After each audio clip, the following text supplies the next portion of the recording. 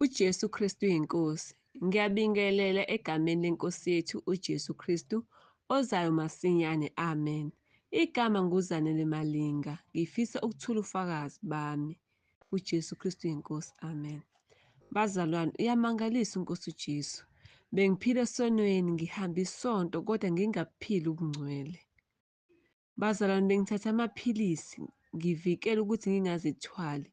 Ngaze ngafaka i-birth control implant for 5 years. Manje bengiphathwa yikhanda day and night ngopha bazalwane, bleeding non-stop. Uma ngiya ko-doctor complaining about my issues, bathi kuzomele ngenze i-pap smear to check i-cancer yesibeletho bazalwane. Ngempela yenziwe leyo test, bathi ngine-bacteria that will cause i-cancer if it is not treated. 2019. They did the treatment, they cut isibeletho. Then I was told by the doctor that I won't carry a child ngoba isibeletho sivulekile bazalwane. But even if I get pregnant, it will be miscarriage ngoba isibeletho sivulekile. Ngalahla ithemba bazalwane, ngazidela, ngaba ne-depression, ngaya ku-doctor ukuyokhipha leyo implant prevention. Ngithi kuyafana, ngeke ngithwale umntwana ephila. Angeke ngithwale umntwana ephila, kusho odokotela kuphi? In Europe. Kuthe bazalwane ngo-2020 kungena i-COVID, ngazana nobhuti waseSwatini ngakhulelwa. Ngisasenalokho ukuthi vele bathe odokotela ngeke ngiphathe or ngibe nomntwana mina. Njalo ubhuti saxabana, sisasesincane sino-3 months. Wahamba ubhuti wangishiya.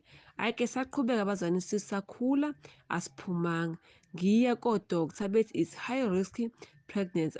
I must consider doing what? Abortion bazalwane. Bazalwane, kwala ukuthi ngikhiphe isisu sami. Kwaze kwaphela u-9 months ngathola ingane yentombazane e-healthy, enhle, praise the Lord Jesus.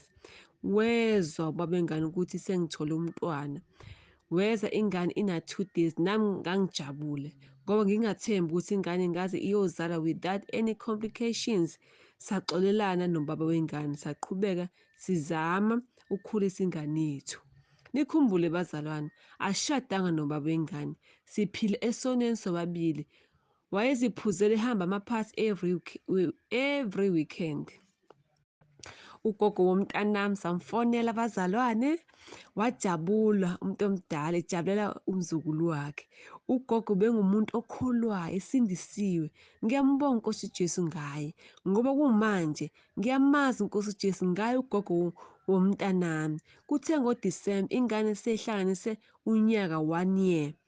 Yagula bazalwane, yaphihlika yagcwala iy'londa umzimba wonke nekhanda. Sagijimela esibhedlela.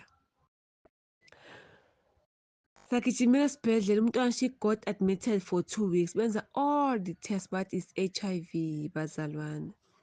Bazalwane, umoya wami wabuhlungu ukuthi why, ngobe ngihamba ama-check-up. Bathe it was okay. So ingane yami kanjani isiphethwe yile sifo? They couldn't even explain. They just said it's unfortunately she has to start medication HIV for the rest of her life. Me and the father, we also get tested, but sesinakho lokufa bazalwane. Hhayi-ke bazalwane, masinika i-medication mina nengane saqala, it was 2022 February. Into eyabuhlungu kakhulu bazalwane, ingane yami bazalwane, uma bemnikeza le medication bethi bangize na every 2 weeks ezo-check ukuba her liver is not damaged na.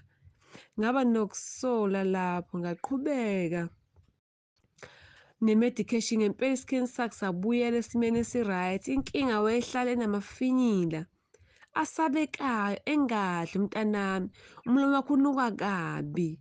Silokhu siqhubeka ne-medication, umntwana egula kodwa bazalwane. Hhayi-ke ubaba wengane wahamba wangishiya nengane igula.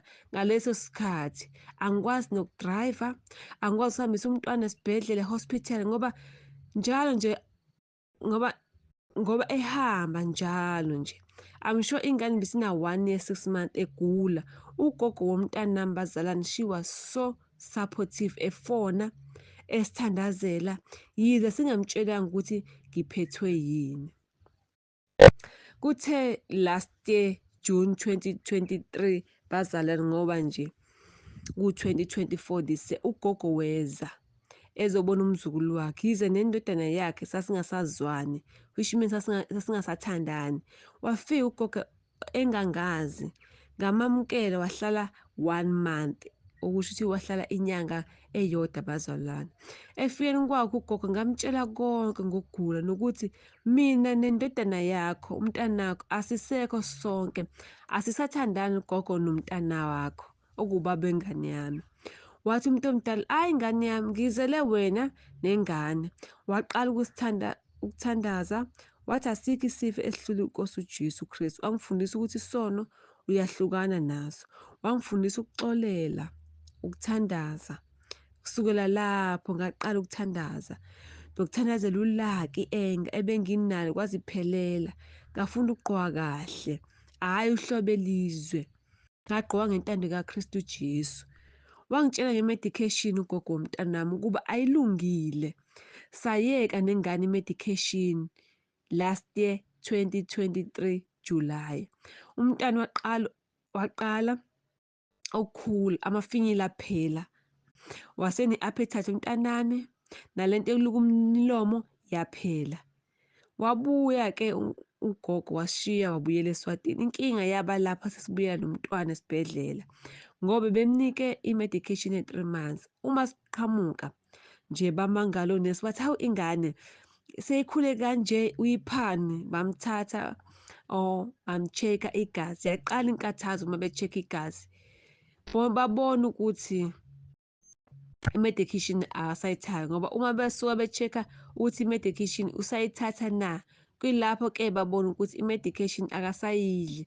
Kwaba inkinga ngoba so-involve ama-social worker, bethi bazongibopha, i-child neglect. Ngaphoqeleka ukuba ingane ngiyibuyisele kwi-medication, namanje ingane ihleli iphethwe amafinyila ngenxa ye-medication. They are forcing ukuthi ayithathe umntanami. As for mina bazalwane, ngayiyeka i-medication ngoba benginama-side effects, ngiphathwa yikhanda, isiyezi, ingivusela inkanuko, abnormal, ngize ngiphuphe njalo ngilele nobaba womntanami.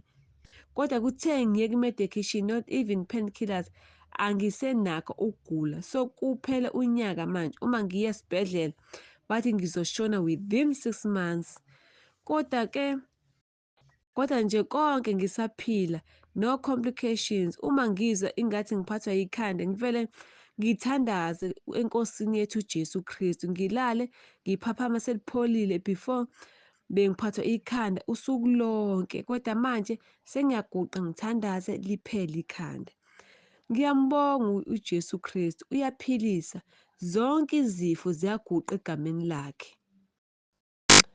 Ngahlangana ne-testimony ku-YouTube ekaMama Matekwane about medication. Ngiyambonga and ngiyabonga mina, ngoba ngiyazi ukuthi it was a confirmation that i-medication ayilungile. Ngiyabonga incaki yenkosi, ubaba uNkambule, nogogo, umama uDlamini, imithandazo, abazalwane bonke, angibazi, abangazi nomntana, kodwa basithandazela imihla yonke. Sithi sivuka sithole ama-voice note emithandazo. Angikwazi eSwatini nakwaZulu e-KZN, kodwa iy'ngceki zenkosi ziyasithandazela zingasazi. Sesithole umndeni kuNkosi uJesu, kuyaphilwa. Abanye noma ngingabazi amagama, kodwa ngidlulisa ukubonga kubazalwane bonke. uJesu Kristu uyaphilisa. Uma umethemba yena yedwa. Bengumuntu wephathwa i-depression, ngi-addicted kwi-video games, ama-movies, ngingalazi iBhayibheli. Let us pray. Lord Jesus Christ, in your word, you said, confess to each other and pray for each other. Forgive me for seeking help from somewhere else, where the true help comes from you. I pray for complete healing. By your stripes we are healed. Forgive me for my sins and grant me peace of mind. I pray for deliverance for all your children who may be savable. Let us find refuge in you alone. In you alone. Save our soul in the mighty name of Jesus Christ. Jesus Christ is Lord. Amen.